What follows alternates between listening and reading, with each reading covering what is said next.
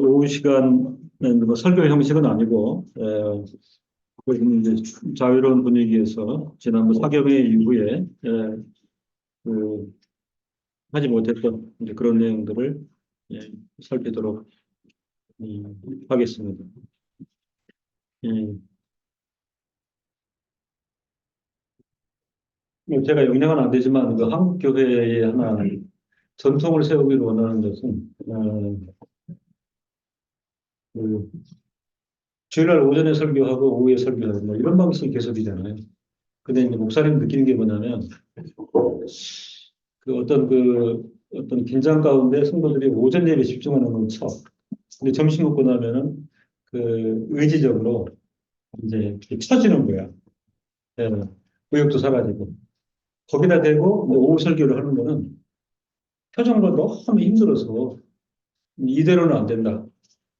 그리고 이제 거의 오후에는 안 계시는 거예요, 요즘은.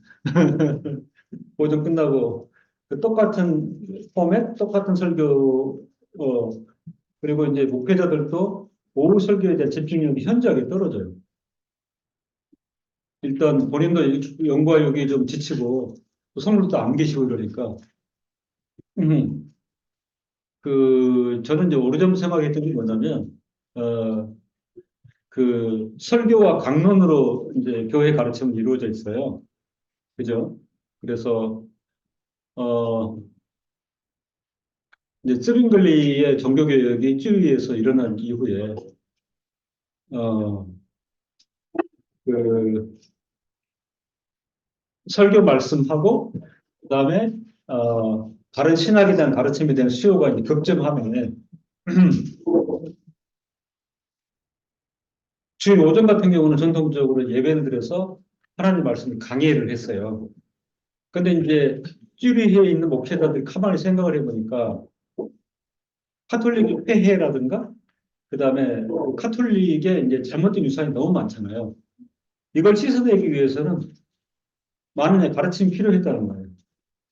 그래서 그 A교회, B교회 시기할 것 없이 장소를 정해서 목회자들 성도들이 모일 수 있는 만큼 해서 그 카톨릭의 이제 그 허물에 대해서는 씻어내고 그다음에 이제 개혁주의로 표상되는 새로운 유산을 소개하는 장을 좀 그 집중력을 가지고 만들면 좋겠다.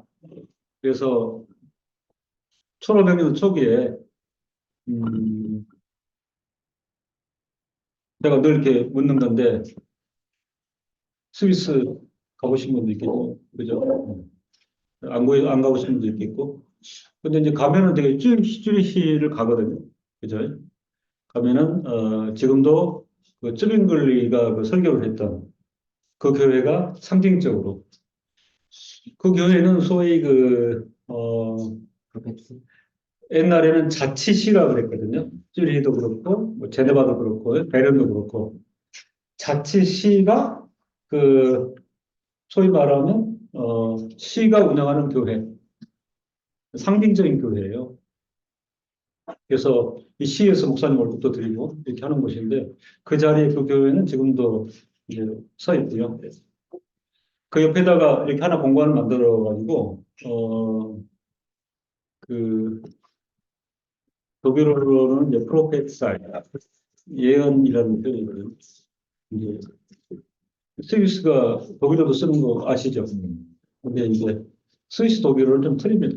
그래서, 어, 독일어로 스위스는 슈바이츠라고 부르는데 그 사람들은 슈비츠, 채트와이라는 표현, 슈비츠. 그래서 프로페차이, 프로페찌.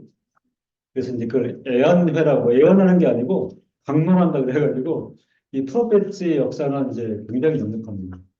그래서 거기에 이제 목사님들하고 성도들이 교회 부분 없이 모여가지고 이제 그 어, 담당하는 자들은 돌아가면서 하고 강론을 하는 거예요.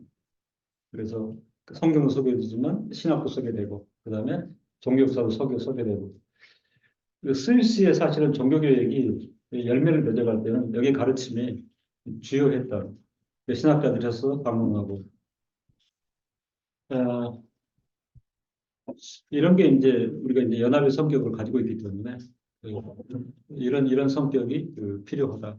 왜냐하면 대부분 지금 개신교가 지배적이지만 가르침에 있어서는 아직 태부적이고 많은 부분들을 우리가 또 배워야 되는 그런 측면이 있다 이런 생각을 합니다. 그래서 예,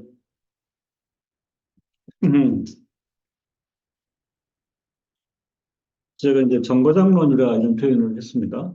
예, 그래서 만약에 어, 다른 분파, 다른 신앙 고백을 이제 따르는 개신교인들이 이제 오게 되면 사실은 편협하게 보일지 모르겠지만 그건 할 수 없지만 예, 그 우리가 거쳐가야 되는 정거장들이 있다 이런 말씀을 하나 드리고요. 그런 것들은 이제 개혁신학의 족보나 유산이라고 말씀드리고 있고 내용으로는 가장 핵심적인 강령들에 대한 어떤 이해가 전제가 되어야 된다. 그래서 그런 걸 척도로 삼는 어떤 성경적, 교리적 핵심 내용을 이제 소개하고자 예, 하는 건데요. 예, 전개되는 그 슬로건 하나하나 때문에 사실은 수많은 종교들이 걸리고 목숨을 잃은 믿음의 선진들도 많고요. 지금은 이런 유산이 있습니다. 소개하지만 당시에는 그 생명이 왔다 갔다 하는 그죠? 어, 카톨릭 진영이나 아니면 북아교회 쪽에서는 해당치 않게 여겨서 재판을 회부하고 이제 거기에 맞서 싸웠던 그런 내용들입니다. 그리스도는 택하신 백성을 위해서 죽으셨다. 우리로서는 지극히 이제 그 당연한 그 명제이지만 사실은 종교개혁 이후에 그 끝없이 논쟁되었고 또 수많은 피를 흘렸던 예, 그런 어떤 진리의 그 내용입니다. 개혁주의 성직자들과 아르미니우스주의자 담담하게 아르미니우스주의 이렇게 얘기하지만 이범석께도 소위 오늘날 거대한 풀인 복음주의라고 할 때는 이제 이쪽에 그 후예들이거든요. 근데 어떤 측면에서는 들어 계시면서도 존재를 모르는 분들도 있어요. 왜냐면 이 인물에 대해 소개가 많이 안 됐기 때문에. 근데 이제 파헤쳐 보면은 그쪽 라인이구나 이렇게 생각했습니다. 그러니까 대척점에 서 있다고 보시면 됩니다. 개혁주의 성직자들, 그다음에 아르미니스주의자들. 개혁주의 성직자들은 첨예하게 주장했습니다. 그리스도께서 타락한 모든 이들을 위해서 죽으셨다. 이게 이제 만인구원사를 이렇게 알죠. 동의하지 않았습니다. 근데 지금은 다 만인구원설이에요. 만인구원설을 부르짖지 않으면 이단이에요. 어쩔 수가 없어요. 그러니까 논리적으로 현대교회가 못 받아들이는 거죠. 예수님께서는 온 백성의 구원을 위해서 오셨다. 어? 그러니까 사실은 개혁주의는 온 백성이라는 표현 자체가 굉장히 민감한 거예요. 그죠? 막 성탄한테 노래가 울려 퍼지잖아요. 온 백성, 만 백성이 굉장히 거치는 부분입니다. 물론 그 안에는 구분해야 되는 내용이 있는데, 개혁주의 성직자들이 많은 구원설에 동의하지 않으므로 엄청난 피를 흘렸던 것이죠.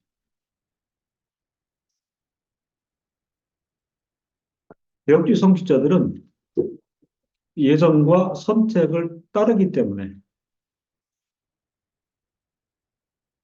논쟁을 계속할 수밖에 없었습니다. 문제의 깊이에는 예, 아주 오래된 그리고 굉장히 의미 있는 화두가 이겁니다. 예수 그리스도가 사람의 구원을 위해서 죽으셨을 때 과연 누구를 위해 죽으셨는가에 대한 전제가 제시되었습니다. 이 논쟁점은 16세기 후반에 그러니까 어, 종교개혁이 발발한 지 50년, 60년 지난 뒤반에 개혁주 신학의 최대 쟁점으로 부상하였고, 필연적으로, 그죠? 필연적으로. 그러니까 그 파편적으로 일부 부분에서 제기한 문제가 아니고, 종교개혁이, 종교개혁이 그 영역을 넓혀 가려 할 때는 필연적으로 제기된 쟁점 화두가 예수 그리스도가 사람의 구원을 위해서 죽으셨을 때 과연 누구를 위해 죽으셨는가? 이게 이제 이 문제가 제시가 되었고, 그 대부분의 이제 개혁주의자들이 어, 집중했습니다. 이 화두에 대해서. 근데 대표적으로 그 화란의 개혁신학자 제가 말씀드렸죠. 정거장에 우뚝 서 계신 분 중 한 분, 요하네스 피스카토르는 답을 제시하고 있습니다.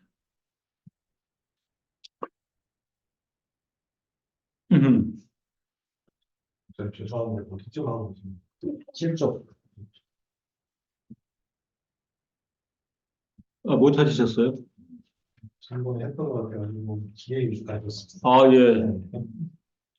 예, 했던 기억은 나는데, 예, 요걸 다시 한번, 예,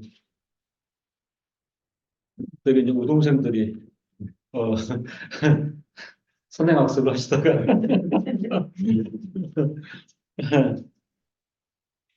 음.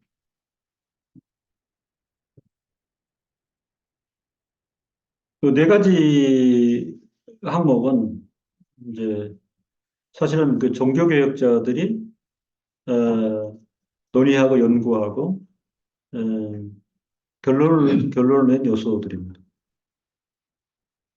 그래서 예수 그리스도가 사람의 구원을 위해 죽으셨을 때 과연 누구를 위해 죽으셨는가?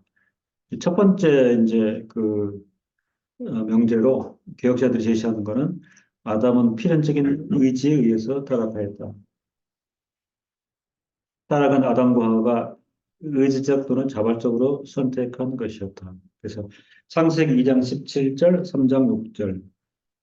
선악을 알게 하는 나무의 실과는 먹지 말라. 내가 먹는 날에는 정령 죽으리라 하시니라. 언약의 주체 앞에 대상은 철저한 순종이 답인데 그걸 이제 어겼다 하는 그런 측면으로 그래서 그 칭의론이나 원약론에서도 여자십시 다루는 그런 부분입니다. 그 다음에 창세기 3장 6절에 인생의 형편이 여자가 그 나무를 본즉 먹음직도 하고 보암직도 하고 지혜롭게 할 만큼 탐스럽기도 한 나무인지라 여자가 그 실과를 따먹고 자기와 함께 남편에게도 주매 그도 먹는지라. 그러니까 인간의 의지나 그다음에 인간의 전체 오감 모두 원죄 자범죄로 오염돼 있어 쉽게 범죄에 빠진. 어, 그래서 이제 예수 그리스도가 누구를 위해 죽으셨는가에 대한 그 쟁점에 있어서 첫 번째 제시된 문제는 아담은 첫사람 아담은 필연적인 의지에 의해서 타락하였다 하는 것입니다. 근데 이제 이 문제가 이렇게 부각되면은 아르미니우스가 이 일본 항에 동의하지 않았어요. 네.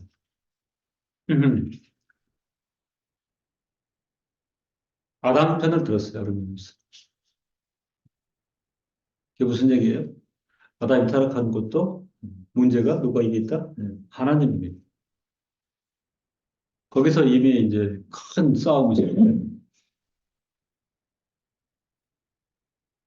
그래서 피스카토르는 거기 보면은 특별히 그 볼렌테 네체사리오 랍숨 랍숨에서는 타락하였다. 네체사리오 필연적으로 그 앞에 이제 볼렌테가 중요하죠. 예, 볼렌스. 어, 그 V 볼렌스는 그 라틴어의 조동사입니다. will. 그러니까 자발적으로. 그 저기 볼런티어 알잖아요. 자원하는 거. 예, 자발적. 의지적 또는 자발적으로 예, 순종할 것인지 타락할 것인지 그죠? 충만한 자유의지를 맡겼는데, 아담하고한테 자기들이 자발적으로 결정해가지고 타락쪽을 택했다. 요 얘기입니다. 그러니까 요 문제에 동의가 안 되면 사실은 그리스도는 택하신 백성을 위해서 죽으셨다라고 하는 문제가 발전해 가지는 않는다. 그런 뜻입니다. 두 번째, 하나님은 결코 모든 이들을 긍휼히 여기거나 모든 이들을 구원하시기를 원하지 않으셨다. 그게 이제 최대의 에, 화두인데요. 거기 보면 네um 눈크밤 홀로 있어요. 눈크밤. 눈크밤은 never, never. 결코 하지 않으셨다. 음.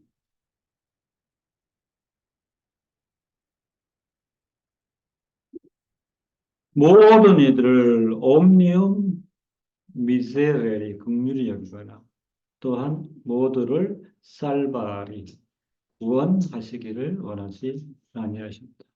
여기서 이제 소위 그 선택 예정론과 제한 속죄가 나오는 것입니다. 이걸 우리가 심각하게 받아들여야 되는 거는 지금 1, 2번 이 논지를 그죠? 보편 복음주의나 개신교회가 못 받아들인다고요. 안 받아들여요. 그죠? 이걸 갖다가 이단적 내용으로 치부돼 버리고. 그래서 개혁이 생기는, 개혁이 생기는. 복음주의라고 하지만 대부분 개신교회는 다 개혁교회라는데, 그, 반대하는 목사님은 안 계세요. 할빈주의라고 하는데, 반대라고 하는 분은 안 계세요. 나는 그걸 이율배반으로 보는 거죠. 근데 우리가 가는 길은 뭐냐면, 그렇게, 본인의 입지를 표명했으면 그 내용을 따라가야 되는 게 합당한 거라. 그걸 이제 맞추어 보자는 그런 뜻이죠. 예. 음. 어쩌면 사실은 이 오류의 궤적이 너무 이렇게 크다 보니까, 그리고 그,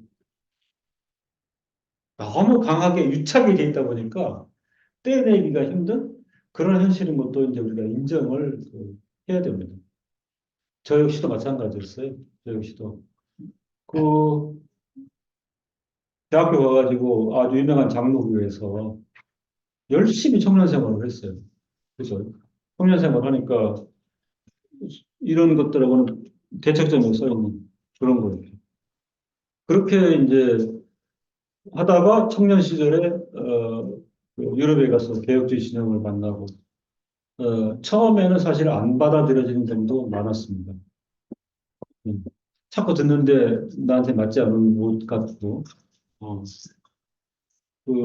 제가 확신하고 그다음에 정리하고 그다음에 어떤 고백적 표현을 하는 데는 또 20년 이상 걸렸다 그렇게 이제 생각을 하는 것입니다.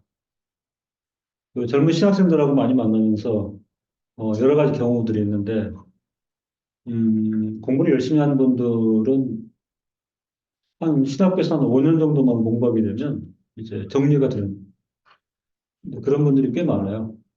그리고 정리가 된다고 하는 것은 신학생들한테는 다른 어떤 학문보다도 확신으로 고착되는 경우가 훨씬 더 강하죠. 좋은 선생님 만났다든가 아니면 논리적으로 이제 본인이 그걸 받아들인다든가 그런 거는 신앙이 있기 때문에 어떤 신학적인 지식 내용도 같이 가는 거예요. 그래서 어, 이제 결정론으로 가는 거죠. 그래서 다른 얘기가 오게 되면 충돌이 되게 되고 자연스럽게 밀어내는 그런 경향성이 있는 거. 저는 너무 잘 압니다. 그러니까 이런 측면에서 그 개혁주의자들이 어떤 지식을 진리라고 표명하는 데에는요, 반드시 뭐가 따라가느냐? 배타성이 따라갑니다. 그죠? 뭐 때려서라도 따라오게 수많은 말씀이에요. 그죠? 그러니까 생애 동안 배우고 익히고 논리적으로 정리하는 것, 그걸 고백하고 그렇게 했을 경우에 이게 자기 확신으로 오게 되고 그런 경우는 타협의 여지가 없는 거죠. 음. 그래서 젊은 분들이 어떤 확신을 가지고 어떤 논리가 있어가지고 반대하는 부분에 대해서는 그 자체를 존중할 수밖에 없는 거죠. 그렇잖아요. 그러면 그렇게 이해하시고 그냥 그게 편하게 가시고 이게 이제 그 한국교회가 가지고 있는 소위 그 전도와 선교의 원리라는 게 있어요. 그죠? 웬만하면 다독이면서 같이 가고 그거는 다른 차원이에요. 그러니까 그 따뜻한 감성이나 그래 그리스도 사랑으로 받긴 받되 이 신앙 고백은 그렇잖아. 내가 수많은 선진들이 피를 흘리고 그죠? 그걸 받아들였기 때문에 예. 그 인간적으로 갈라서는 것 말과 관계없이 이거 내가 가지고 가는 그런 측면이에요. 그래서 저는 그 저희 스승으로부터 그 요한복음 2장과 3장의 니고데모 배우면서 큰 깨달음을 왜냐하면 저도 한 사람의 니고데모였답니다. 그렇잖아요. 뭐 현학적이기도 하고 또 독일에서 공부했기 때문에 사상의 철학도 접목이 되고 그다음에 또 나름 뭐 알고 있다 이렇게 생각도 하고 어, 그래서 저도 한국에서는 이게 부흥사 유명한 이제 교회 다니면서 그분이 가르치는 게 나한테는 교리잖아요. 그 워낙 유명한 부흥사라다 보니까 예, 신앙은 뭐냐, 신앙은 뭐냐, 열심히 뭐냐, 딱딱딱 정리가 되는 거지. 그렇게 사는 게. 그래 유학 처음에 가가지고 다른 유학생들하고 비할 바가 안 돼. 내가 봐도 같다는 거야. 저렇게 신앙생활하면 어떠니? 아니, 독일은 그렇지 않잖아요. 조용하잖아요. 새벽 5시 일어나가지고 공원에 가면 아름드리 나무 많이 있죠. 거기다 기도하니까 두 사람 조용하다가 전부 쳐다보는 이상한 사람이라고. 이렇게 신앙생활을 해야지.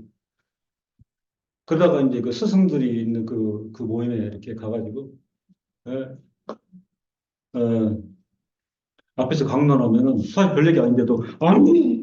아멘! 그렇게 밖에 못 배웠어. 어, 하면서 적다고 혼났잖아요. 그랬더니, 쉬는 시간에, 형제, 시끄러워가지고 내가 말을 못해. 다른 거 조용한데.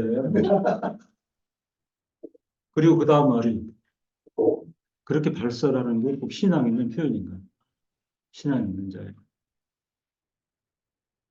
그분이 뭐냐면은, 표면적인 거죠. 나는 이렇다. 음. 그리고 뭐 세팅하면은 다 나와. 아주 책상 펴고, 막 의자 펴고. 네. 그리고 뭐 맡아. 그러면 그랬더니 그 목사님이 그러시더라고요. 조용 불러가. 형제, 내가 하나 제안하겠는데, 내가 잔잔하게 앞으로 강론하고 말씀할 테니 6개월 동안은 아무것도 하지 말고 가만히 있어. 앉아 있어. 끝나고 접시도 옮기지 말고 가만히 있어요, 제가. 가만히 있고, 그만 있어. 네, 손으로 가만히 있어. 네? 이등병이 아니에요. 경고를 받고, 그다음부터는 이제 침묵 정리, 명령을 하도록 했어. 그러면서 이제 점점, 네. 나는 그랬어요, 목사님한테. 내가 이 한인교회를 부흥시키기 위해서. 그러니까 목사님보다 열정이 더한 거지. 뭘 해야 되겠습니까? 할 게 아무것도 없어. 아무것도 없네. 가만히 있으면 되네. 그걸 못 견뎠어. 그걸 못 견뎠어. 이게 무슨 얘기냐면, 이 행동주의라고 하는 것도 교육학적으로 정리가 나한테 돼서 그래. 근데 실상은 굉장히 그 무지하고 무식했던 거야. 내용이 없었던 거지. 근데 뭐 이제 부흥사 목사님이 하나님 보호전 외적인 것밖에 없으니까. 예.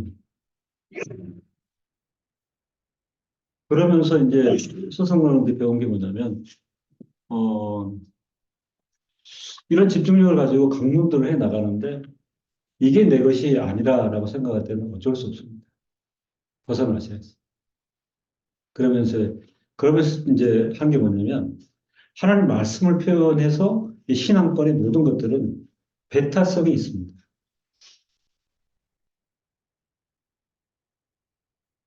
또 우리 어린 시절에 목사님들 그랬거든요. 이해가 안 된다는 거지.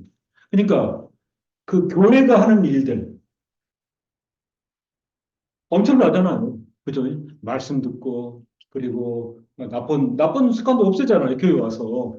그리고 교제하고, 서로 돕고, 그 다음에 기도하면 복 받고. 이걸 안 하는 사람들 이해 못하는 바꿀 사람 이해가 안 된다는 거야.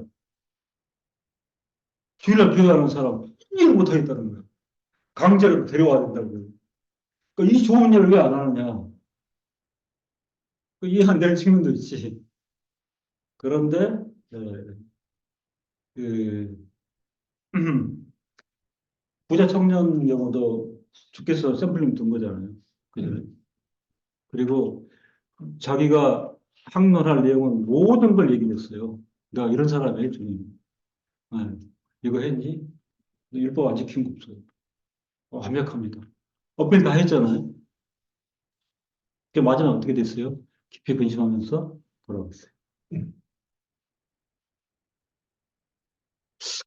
그럼 왜 주님께서 이런 일화를 보이셨을까? 그죠? 이 신앙은, 그 단순한 건 아니에요. 지난주도 일본 단기 선교들 요즘 되게 많이 가시대요. 어떤 사람들이 뭐 교회 청년들 있는데 후쿠오카를 가가지고 2박 3일 동안 에, 느낌 뭡니까? 그랬더니 목사님 아이고 일본 사람들 씨알도 안 느낀다. 그렇잖아요. 그렇게 좀 이렇게 순수하고 친절한 사람들인데 작년에 가보나 올해 가보나 거기 이제 한인 목사님이 세우는 교회 있잖아요. 몇 명 없다는 거예요. 왜 그럴까요? 일본 사람들이. 예, 제가 말씀 말하잖아요. 그죠?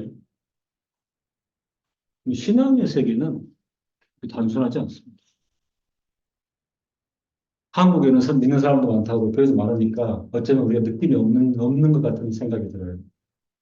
근데 여러분 전 세계적으로 한번 생각을 해보세요. 그죠? 이런 정도의 기독교 인물을 가지고 있고, 그다음에 교회 문화가 정착된 그런 데가 있어요? 없습니다. 택도 없어요.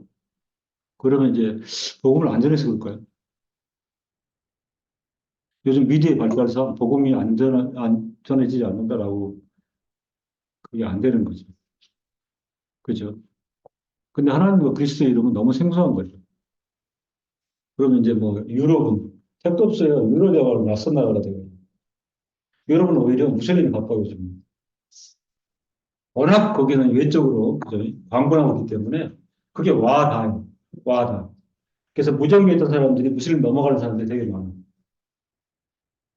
외로운 사람도 이쪽으로 넘어가. 워낙 집단주의가 강하다 보니.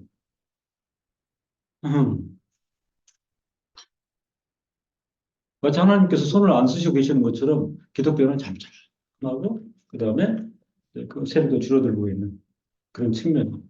그럼 우리가 사실은 기쁨의 소식이 없어서 그럴까요? 그와 관계가 없습니다.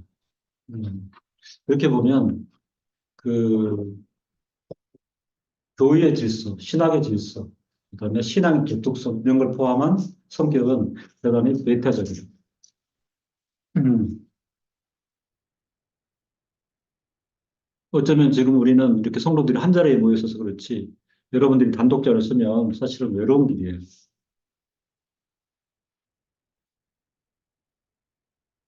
저는 목사로 살기 때문에 그 친가에서 혹여나 외로운 세월을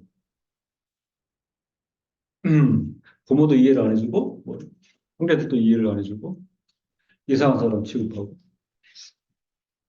심지어 교회 다니는 사람들도 너처럼 예수를 믿니? 또 이런 화두도 있어요. 별스럽게 믿는다. 뭐 이런 식도 있고. 예.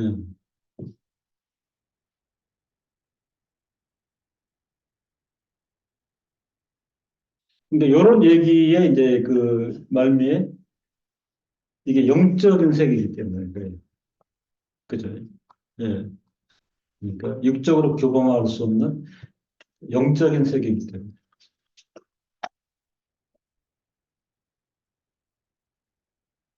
김영 교수님이 딱 보면 굉장히 그 철학자, 사견적 이렇게 보이잖아요.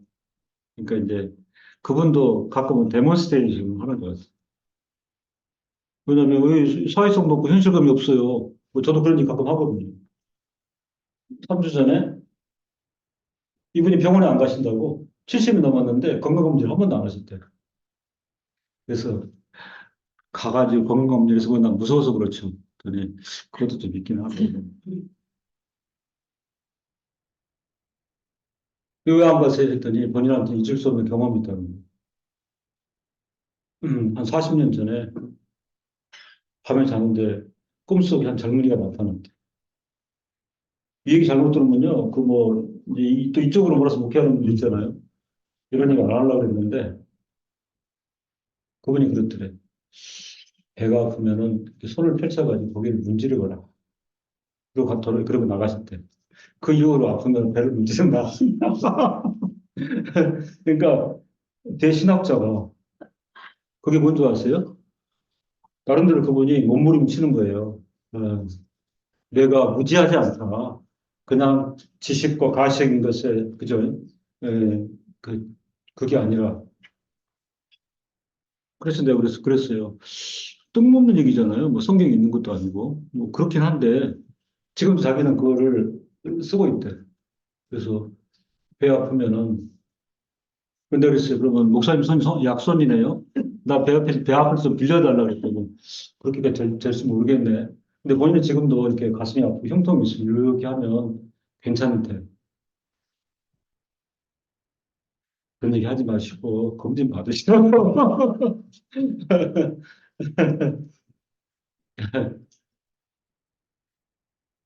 어느덧 제가 설교를 했는데, 에, 우리는 본질상, 이제 어르신들은 육하고 영 있잖아요. 그죠? 그러니까 우리는 표면은 육체를 가지고 있지만 그 본질은 영인이에요. 영적인 사람. 영적인 사람. 그죠? 영적인 사람. 그러니까 이게 지금 그리스도는 택하신 백성을 위해 죽으셨다? 이게 사실은 기본적으로 세상 모든 사람들한테 선언적으로 표현하는 그런 어떤 선언문이 아니고 영인을 대상으로 받냐 못하냐 못 받냐의 문제예요, 이게 지금. 그죠? 그러니까 못 받는 거예요, 어느 경우는. 택도 없는 소리, 이게. 그러니까 이걸 던져놓으면은 이제 막 돌멩이가 날라오는 거죠. 그죠? 제가 독일 가가지고 그 한국 사람이 없는 거 조그만 도시에 가니까 독일 말도 안 되는데 전사님 답답하고 느꼈을지 모르겠어. 아침부터 가봐야 한국 사람 만나 한국말을 할 거 아니에요. 독일말 잘 안 되는데 못 만나. 그러니까 내가 만난 대상가 독일을 해야 돼. 그 답답함이 그리고 한 일주일 있는데 유학생이 우리 어학고시 왔더라고. 어? 지금 그 이대 수학 교수 하시는데 이름은 얘기 안 할게요. 너무 반가운 거야. 한국말 한다고 하니까. 그래서 이제 복음을 막 전했어. 당시에 그랬더니 자학스러워. 자학스러워. 예. 그때 이제 하나님 당신을 사랑하시고 많이 구원서. 왜냐면 저라면 믿을 줄 알고. 예. 그리고 이 구원의 이 기쁨. 그랬더니 자기가 잘 믿으세요. 그 기쁨 누르세요. 나는 그게 거북스러워요. 근데 가만히 생각하니까 이화에 내가 체포를 하잖아요. 근데 오히려 자기 체포를 통해서 반감을 들어간 거야. 뭔가 안 맞았던 거지. 그러고 있는데 일하고 오자마자 이런 얘기를 하니까 그랬던 거지. 그 나는 이제 기쁨이 좋은 소식이 아니에요. 나는 이해가 안 됐어요. 이 소식을 받아야 되는데, 예, 막 비아냥, 빈정거림, 계속 그렇게 나오는 거지. 그래서 어느 순간 이제 중단을 했어요. 어떤 생각이 들었냐면, 야, 내 이렇게 좋은 걸 주는데, 이 자매가 그, 너무 아파한다. 이런 생각이 좀 들었어요. 들었어요. 그래서 이제 중단하게 됐는데, 그 깨닫는 거는 뭐냐면, 어, 뭐에게 뭐를 주지 마라. 주님의 말, 그것도 생각이 들고, 그래서 그리스도는 택하신 백성을 위해 죽으셨다. 두 가지입니다. 첫째는 우리는 100% 동일하죠. 그죠? 근데 두 번째는 신학 역사를 읽고 나면 사실은 안 받는 성격이 훨씬 더 강합니다. 교회 내에서. 교회 내에서.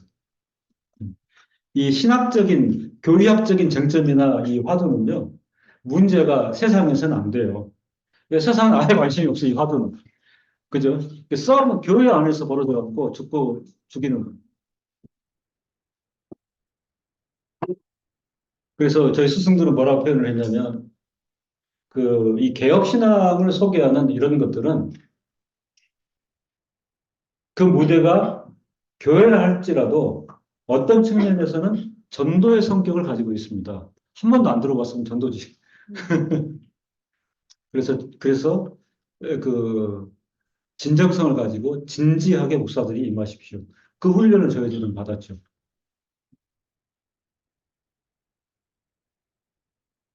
하나님은 결코 모든 이들을 긍휼히 여기거나 모든 이들을 구원하시기를 원하지 않으셨다. 제한속죄나 선택 예정론 같은 경우는 보편교회가 한 번도 받아본 적이 없고 이 사안이 얼마나 이게 쟁점이 되었으면 그 1247년 그 웨스트민스터 신앙고백이 성립이 된 다음에 1729년에 이 화두가 미국 장로교회 창립총회로 옮겨왔습니다.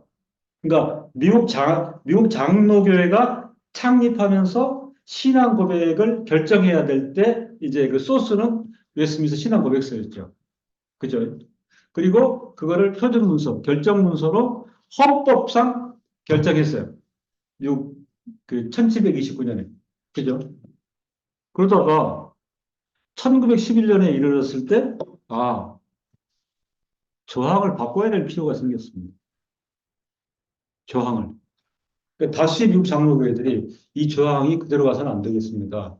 그게 무슨 얘기냐면은, 그때 이제 미국이 전 세계 국가로 선교사들을 파송하는 그 양상이었어요.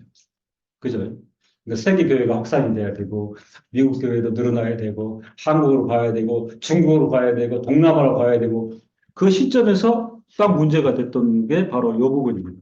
하나님은 결코 모든 이들을 긍휼히 여기거나 모든 이들을 구원하시기를 원하지 않으셨다. 이 저항을 신앙고백에서 떼어냅니다. 떼어내요.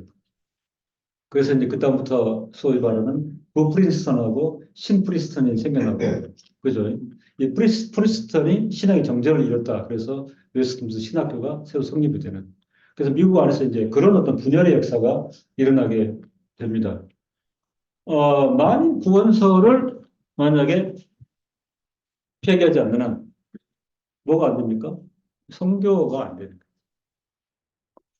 그러잖아요. 성교할 필요 없는. 왜 성교해요? 응? 그죠? 그러니까 예정 선택은 그 자체로 커다란 배타성을 가지고 있죠.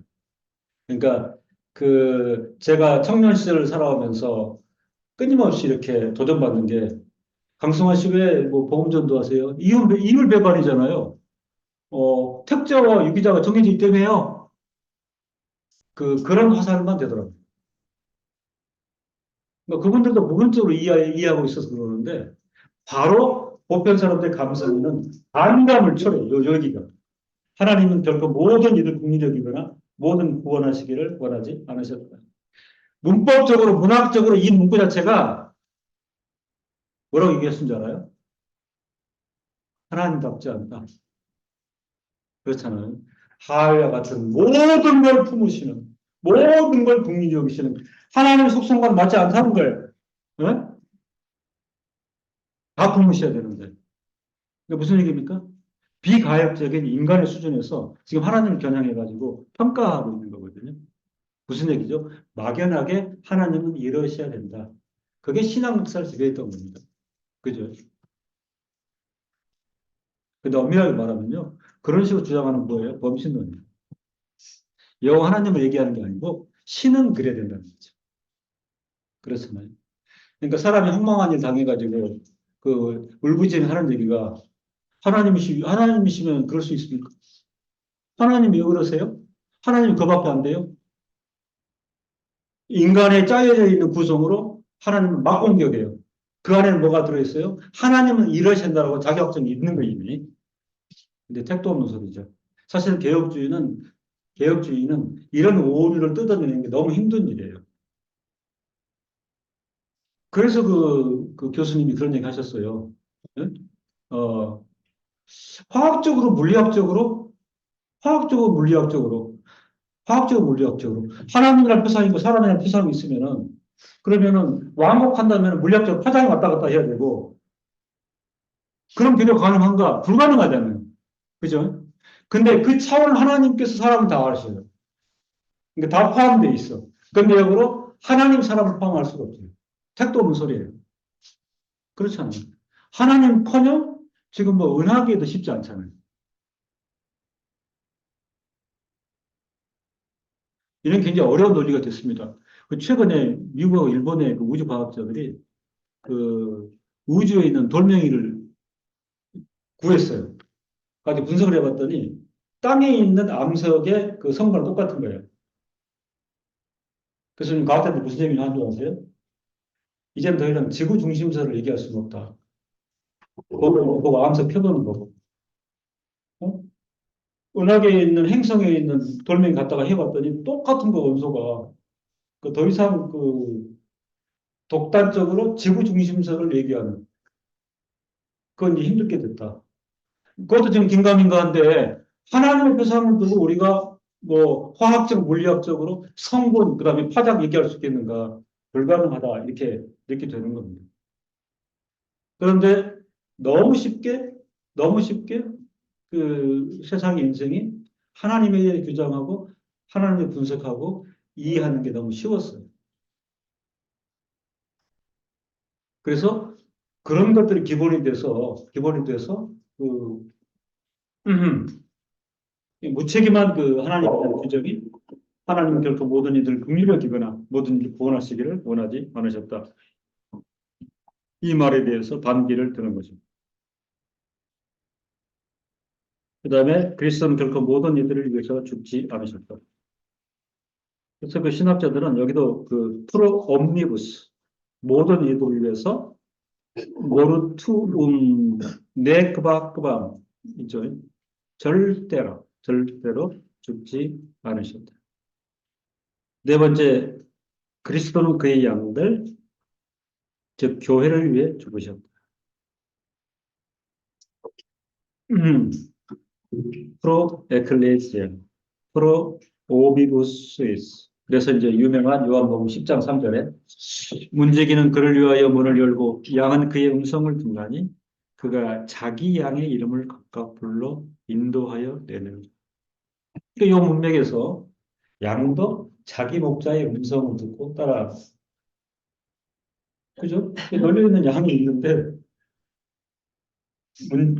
저기 그 목자가 소리를 말했을 때 양도 자기 목자의 음성을 듣고 선별적으로 따라갑니다. 문지기는 그를 위하여 문을 열고 양은 그의 음성을 듣나니 그가 자기 양의 이름을 각각 불러 인도하여 내느니라.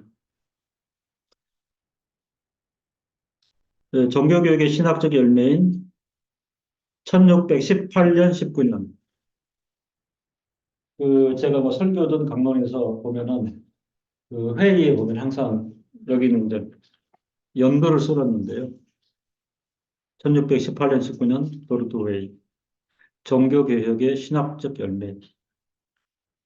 핵심적인 역사적 정거장입니다. 여기서 예정론이 확정이 되었습니다.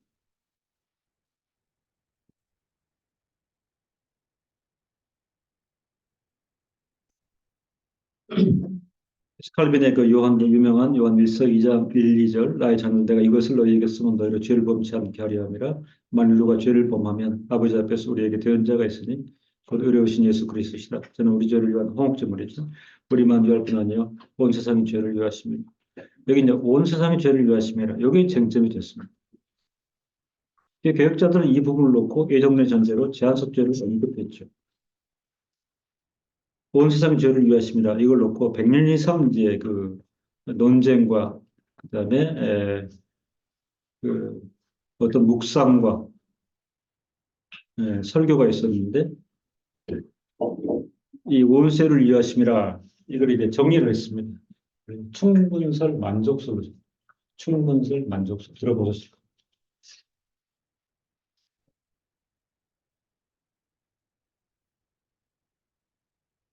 예수 그리스도의 죽으심은 온 세상의 죄를 속죄하시기에 충분하지만, 이제 칼빈이 풀은 내용이에요. 그러니까 예수의 죽으심은 온 세상의 죄를 속죄하기에 충분하시지만, 그러나 그리스도 죽음을 통한 속죄는 오직 선택하신 백성에게만 유효적으로 적용된다. 이게 이제 제한 속죄.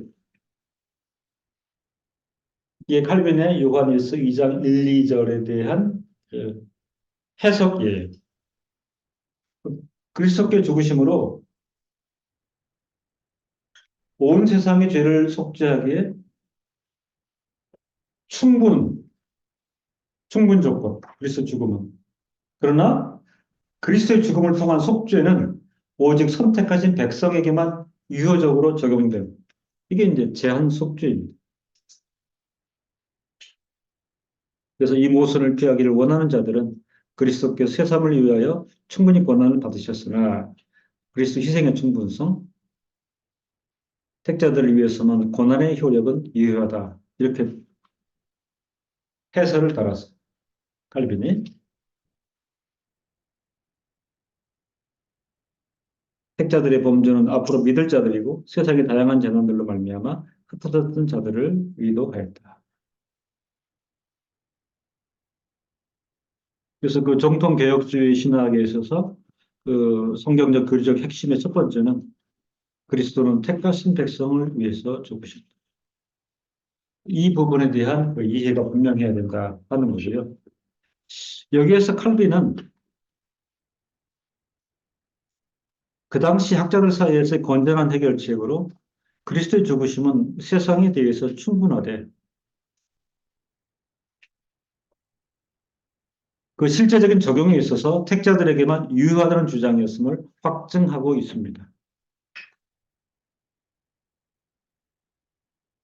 논지에 대한 규결에서 그는 조건을 달았는데 칼빈은 모두라는 말을 문맥의 정확한 뜻과 상관없이 유기자들을 제외한 택자들, 모든 택함 받은 이들로 이해하는 점이었습니다. 그래서 이제 그 개혁주의 교육학에서는 그 모든이라는 말을 모든 택함 받은 이들 이렇게 한정적으로 이해합니다. 모든 택함 받은 이들, 모든 택자들.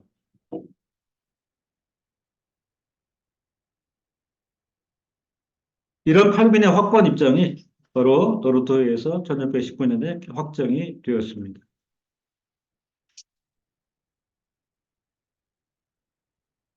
이에 대해서 사실은 그 도르토 회의를 그 촉발시켰던 장본인 아르메니우스. 아르메니우스는 그리스도는 영생을 위해 택한 그들이 죽을 수 없고 죽어서도 안 되며 죽지 않았다. 참남한 억지 주장을 했습니다.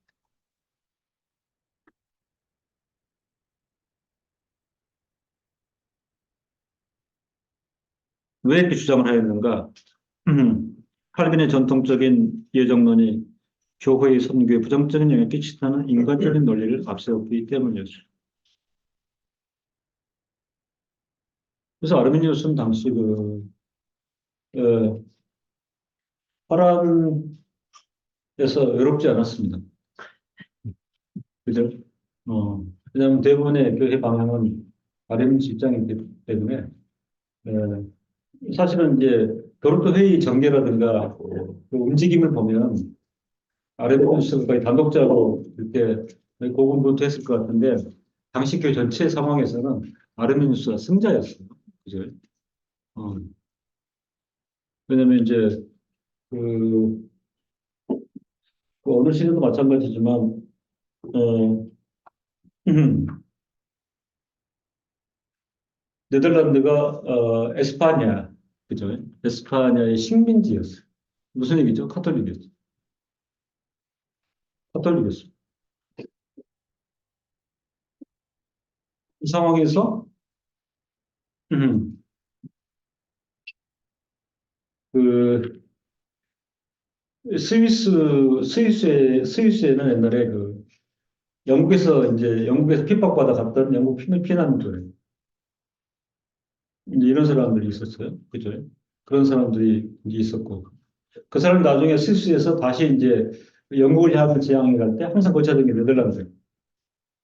이제 여기 이렇게 들어와 살았어요. 그 다음에 또 하나는 프랑스의 위그노 들어보셨고, 처제라는 그 박해를 해가지고 위그노 사람들이 프랑스를 받아 도망갈 때 이제 그 화란으로 이제 돌아와 있었는데, 당시 화란이 이제 그 스페인의 식민지로서 있다가 이런 어떤 이런 종교개혁의 이제 그 방향으로 소위 봉기가 일어났잖아요. 그래서 이제 유명 그 오렌지군, 그때부터 화란은 오렌지색이야. 네. 이름이 오란양을 해서 오렌지였어요. 이 오렌지봉을 중심으로 종교 반란이 있어요. 그래서 이제 스페인군이 물러나고 화란이 부분적으로, 지금도 그렇잖아요. 쪼개가지고 밑에는 벨기에가 그래서 카톨릭이잖아요. 얘는 한 나라였거든. 네덜란드 개신교. 그러다 보니까 자유와 관용의 바람이 불어닥친 거예요. 네덜란드에. 그러니까 종교 박해를 받는 사람들이 다 네덜란드로 모여들었어요.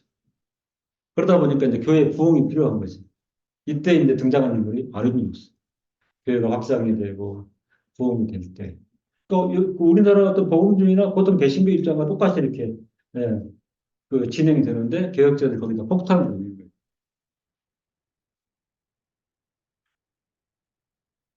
근데 이건 굉장한 투쟁이었던 거죠.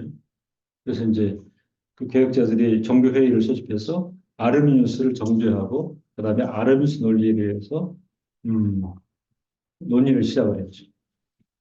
그 아르미니우스는 소환장을 도르토이가 보냈는데 참석하지 못했어요. 그러니까 누구라도 본인이 정죄를 받았기 때문에 어, 그 피고로서 거기서 자기 소명을 해야 되는데 가기 힘들었겠죠.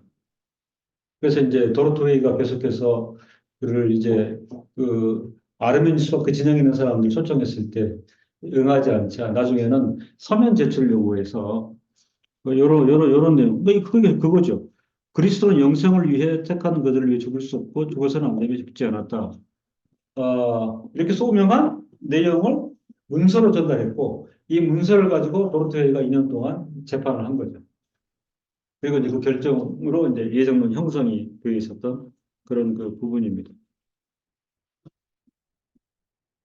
아르미니우스는 지금도 보통 그 개신교 거의 전반에 살아있다 이렇게 보시면 되겠습니다. 그게 뭐냐? 교회 성교 부정적인 영향을 끼치는 인간적인 논리를 이게 이제 미국이 웨스턴 신앙고백서의 조항을 삭제하거나 변경할 때,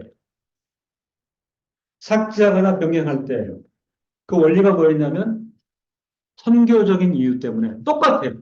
그죠? 미국 장로교회가 20세기 초에 선교적인 이유 때문에 웨스턴 신앙고백서 조항을 없애요. 바꿔요.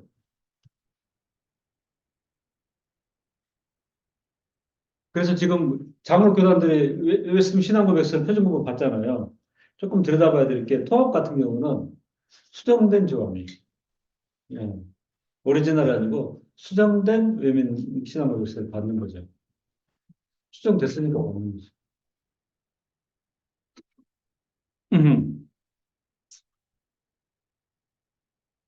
교회의 선교 부정적 영향에 치다는 인간적인 논리를 앞세웠기 때문이었죠.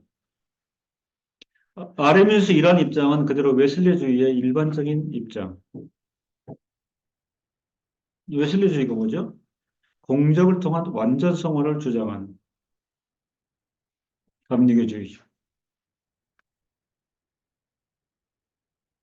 완전 성화, 무결점, 무죄. 이제 그게 목표로 가면 이게 완전 성화.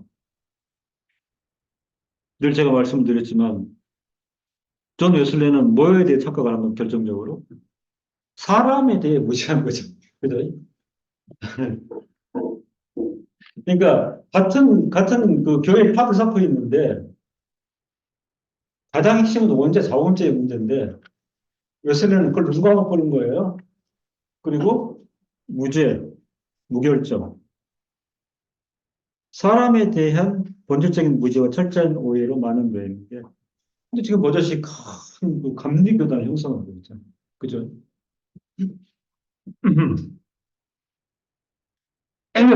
교회라는 두 글자가 주는 어떤 안전성은 담보하는 것은 아무도 없습니다.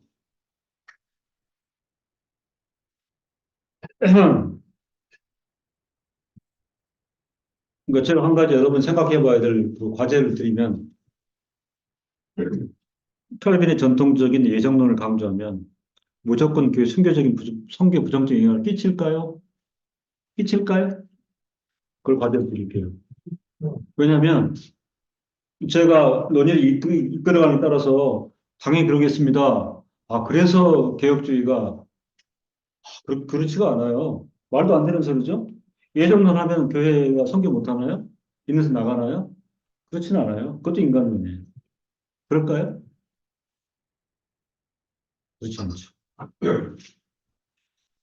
자, 여기까지 오늘 이렇게 마무리하도록 하겠습니다.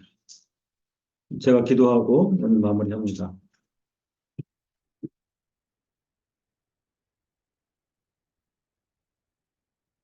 오전 예배를 통하여 성찬식 실행을 통하여 교주와 기도 나눔을 통하여 또 강론을 통하여 하나님의 권하는 것을 나누게 하심을 감사합니다. 교회 역사의 외형과 가시적 법적과는 관계없이 택한 백성들을 향하여 하나님께서 보이신 것, 가르치신 것, 명령하신 것, 특별히 그 안에는 믿음의 선진들을 통하여 귀한 것들을 쌓아놓으신 그 내용들이 있음을 저희가 확인합니다. 여전히 우리는 부족하고 오류 가능성이 많으나 성령 하나님께서 우리 심령을 감동하시고 우리를 절제토록 하시고 바른 방향으로 지도하셔서 성경을 통하여 또 핵심적 교리를 통하여 저희가 더욱 합당한 지식을 확보하고 확신하고 결과적으로는 영인으로 합당한 생을 살아가도록 지도하여 주옵소서.